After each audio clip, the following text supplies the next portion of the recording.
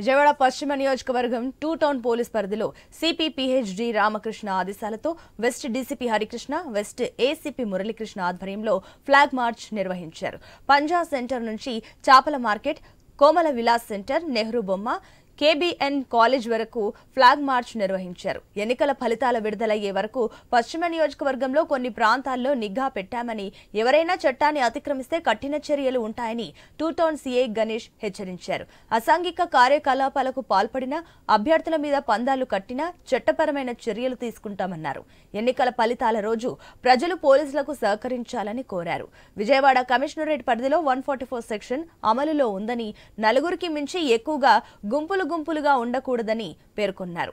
CP ఆదేశాలతో two town station పరిధిలో 3 pickets ఏర్పాటు చేయడం జరిగిందని, పంజా సెంటర్, వించిపేట గాంధీబొమ్మ సెంటర్, వైఎస్ఆర్ కాలనీలో పికెట్స్ ఏర్పాటు చేశామన్నారు.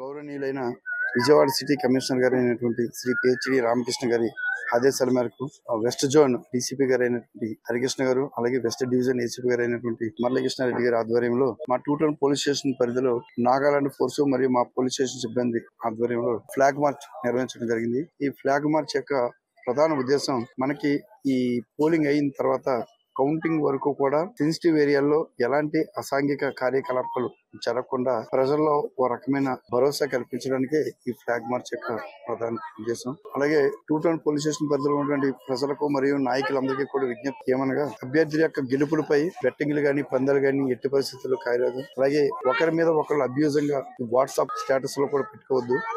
ముఖ్యంగా మా టూ టౌన్ స్టేషన్ పరిధిలో సెన్సిటివ్ ఏరియాలు అయినటువంటి పంజా సెంటర్ కానివ్వండి, గాంధీబొమ్మ సెంటర్ కానివ్వండి, అలాగే వైఎస్ఆర్ కాలనీలో కూడా మేము పోలింగ్ అయిన నెక్స్ట్ డే నుంచే 24/7 పికెట్ ఏర్పాటు చేయడం జరిగింది. కౌంటింగ్ తర్వాత నెక్స్ట్ మంత్ 19th వరకు కూడా విజయవాడ